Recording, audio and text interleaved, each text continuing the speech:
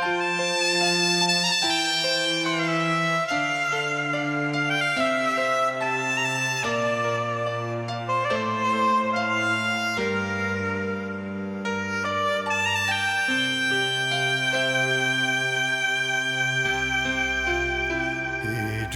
ini pasti ujian dari Tuhan.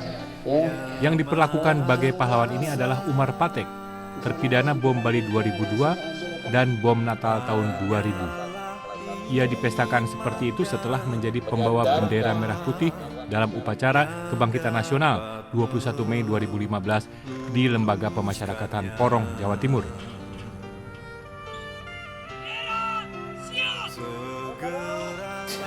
Assalamualaikum warahmatullahi wabarakatuh. Terorisme itu karena begitu bahayanya, maka sekarang pemerintah kita lagi menggalakkan program apa yang kita sebut program deradikalisasi. Nah, sebenarnya itu berlawanan dengan radikalisasi. Sikap-sikap radikalisasi itu nanti akan diprogramkan oleh pemerintah, yaitu dengan program deradikalisasi. Inilah makanya sekarang pemerintah melalui Badan Nasional Penanggulangan Terorisme atau sering kita sebut BNPT itu sekarang sudah memiliki program yang kita sebut deradikalisasi. Sebenarnya deradikalisasi itu satu program yang mencoba membuat satu solusi bagaimana menyelesaikan kasus-kasus terorisme itu dengan pendekatan yang halus gitu ya, atau sering kita sebut soft approach. Tentu lawannya soft approach itu hard approach.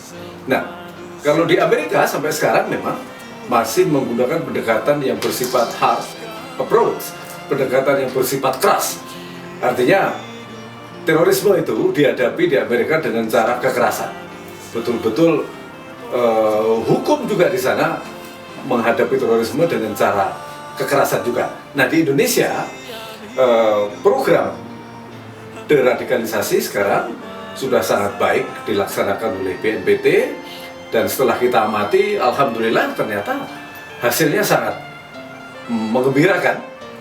Oke, salah satu contoh program deradikalisasi itu bagaimana pemerintah, tentunya pemerintah dalam hal ini yang harus kita lihat juga kalapas-kalapas yang terlibat membina dan juga BNPT yang membina. Umar Patek ini kan sosok orang yang terindoktrinasi oleh ideologi keras dari luar negeri, sehingga Umar Patek itu pada saat melakukan kejahatan itu memang benar-benar tidak merasa berdosa. Bagi dia kalau 200 orang kemudian meninggal itu ya happy-happy aja begitu ya. Nah, dan Umar Patek ini seseorang yang sangat ditakuti oleh luar negeri karena memang dia betul-betul pelaku bom di Bali itu ya, karena sudah terbukti di pengadilan. Nah, tetapi pemerintah melihat Umar Patek itu dari perspektif deradikalisasi, kemudian bertahun-tahun dilakukan pendekatan secara intensif, dilakukan pembinaan secara intensif, baik BNPT maupun Kalapas yang di mana Umar Patek di situ ditahan, selalu melakukan pendekatan-pendekatan yang memang bersifat kemanusiaan. Jadi Umar Patek itu diyakinkan bahwa tindakan dia itu adalah tindakan yang salah.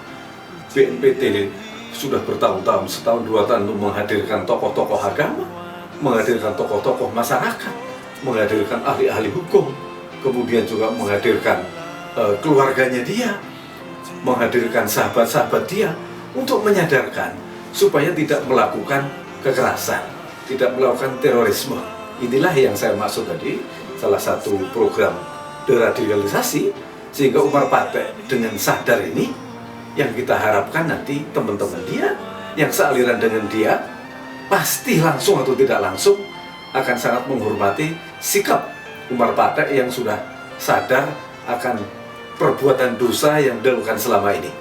Nah, ini salah satu hal yang sangat penting, karena Umar Patek ini ketika dia menyadari kesalahan itu, apa yang dilakukan ini tidak benar, dia serta-merta kemudian mau melakukan misalnya belajar menyanyikan lagu Indonesia Raya, menghafalkan Pancasila, dan itu semua dilakukan dengan ikhlas. Kemudian dia melakukan baris berbaris dalam kerangka mengikuti upacara bendera. Bahkan Umar Patek ini sampai menangis dia mencium bendera merah putih itu. Karena apa? Karena memang sudah menyadari bahwa perbuatan terorisme itu perbuatan dosa, perbuatan salah. Dia ingin kembali ke pangkuan Ibu Pertiwi. Alhamdulillah berkat kesabaran dari para pembina, baik dari pemerintah maupun non pemerintah ya, para ulama, tokoh masyarakat, akhirnya menghasilkan narapidana Umar Patek kembali kepada pangkuan Ibu Pertiwi, sadar akan perbuatannya. Nah, inilah yang kita harapkan seluruh narapidana, baik yang di dalam lapas maupun di luar lapas, nanti akan mengikuti sikap Umar Patek yang sudah demikian kooperatif, dan saat ini dia kembali ke pangkuan Ibu Pertiwi. Ini bukan sesuatu yang didramatisir, bukan sesuatu bin salabin gitu ya. Umar Patek itu dibina mulai dari kepolisian, mulai dari Densus, mulai dari BNPT, mulai dari pemerintah, departemen terkait. Ini sangat luar biasa. Kadang-kadang orang bertanya ya, kadang-kadang apakah berhasil program deradikalisasi itu?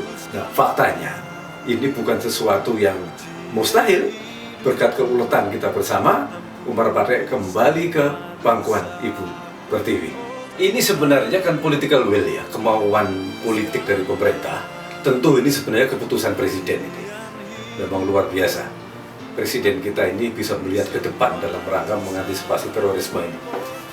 Tetapi program deradikalisasi itu, kalau hanya dilakukan oleh BNPT dan Kalapas, tentu kurang signifikan. Artinya itu implementasinya supaya lebih sempurna memang harus secara komprehensif dilakukan bersama. Artinya pemerintah juga harus dilibatkan dalam deradikalisasi ini, terutama organisasi-organisasi Islam yang sangat besar ya, seperti Muhammadiyah, seperti NU, dan juga sekolah-sekolah baik swasta maupun negeri, dari tingkat SD, SMP, SMA, bahkan perguruan tinggi. Kalau bisa itu, bukan kalau bisa ya, memang wajib untuk kita libatkan dalam rangka mensukseskan program deradikalisasi itu. Sebab kita bisa bayangkan loh, perilaku anak-anak kita ini. Ada yang anak-anak SMP, SMA, mulai suka kekerasan kan. Nah, ini sebenarnya sudah mulai kemasukan secara tidak langsung ideologi-ideologi yang bersifat keras tadi. Ideologi-ideologi yang bersifat radikal dari luar negeri ini jangan sampai nyusup masuk ke sistem pendidikan kita.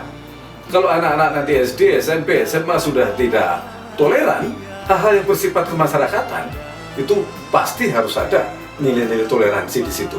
Nah, inilah sebenarnya program deradikalisasi ini, satu program yang mensosialisasikan kepada masyarakat supaya orang, manusia, warga negara Indonesia tidak mudah dimasuki oleh paham-paham yang bersifat radikal, supaya benar-benar memang kita ini menjadi manusia Indonesia seutuhnya, manusia yang betul-betul bermental, berideologi negara Pancasila ya, karena Pancasila itu sendiri kan merupakan satu ideologi negara yang eksis, yang harus kita hormati sampai kapanpun. Program deradikalisasi tadi harus kita sukseskan bersama, dari kita untuk kita, terutama masyarakat juga harus terlibat secara intensif.